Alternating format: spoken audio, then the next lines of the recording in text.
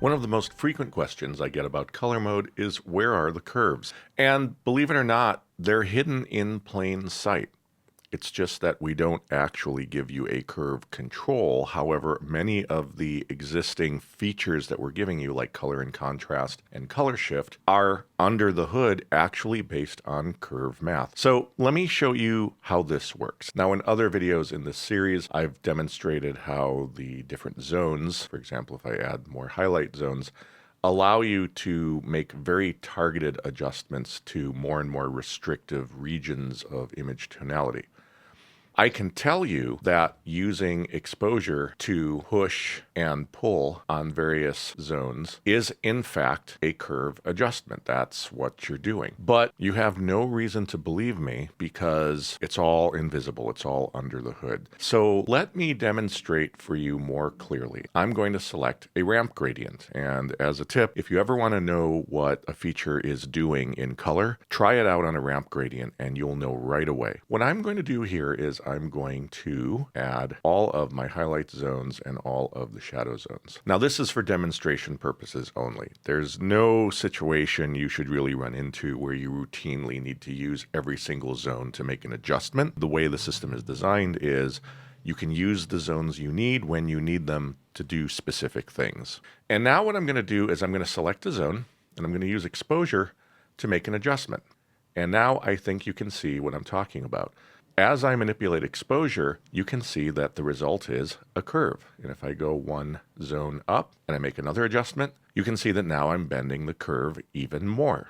And if I go one zone up and I make another adjustment, you can see that now I'm bending the curve even more. If I go down the tonal range using the shadows, you can see the same thing. So without having to add control points, I can very carefully sculpt the contrast of the image in a lot of different ways, just by choosing the right zone that highlights the right part of the image I want to manipulate. And the best thing of all is that every point on this curve is automatically calculated to maximize smoothness and prevent inversions that would cause artifacts. You don't have to manage how close neighboring control points are on a curve. You just make the adjustments you want, and everything happens with guardrails that allow you to push the image really hard, but don't make it easy to break up the image. So instead of bouncing back and forth between curve controls and color adjustment controls, you're really just doing one set of adjustments and getting everything done at the same time. Very, very efficient. Even the most linear color and contrast adjustment ends up being a bit of a curve adjustment owing to the math involved in making sure that every part of this adjustment is as smooth as we can make it.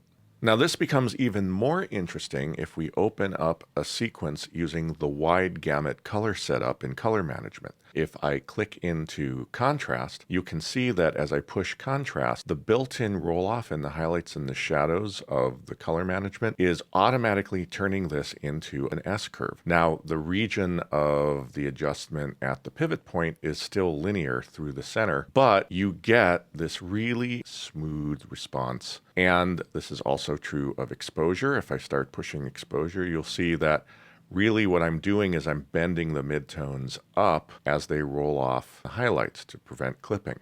So these controls become even more curve-like, even at the global level. And then, of course, if I latch into any of the zones, then you'll see that they are working with this system so that every adjustment you make rolls off into any neighboring adjustments. Switching to another clip, let's take a look at the color shift controls, which use exactly the same hue versus sat, hue versus hue, and hue versus lume curves found in Lumetri. The math was really great, so we actually carried that forward and updated the efficiency of this style of correction with a parametric EQ style of interface. So even though these may sort of look like a keyer, the truth is, under the hood, these are the same curves you've used in previous versions of Premiere, but made more efficient. If I use the automatically sampled hues from the current clip, I could select the blues of the image and use each of these sets of controls to adjust the saturation, the hue, bending it around, or the luminance, if I wanted to darken or lighten that.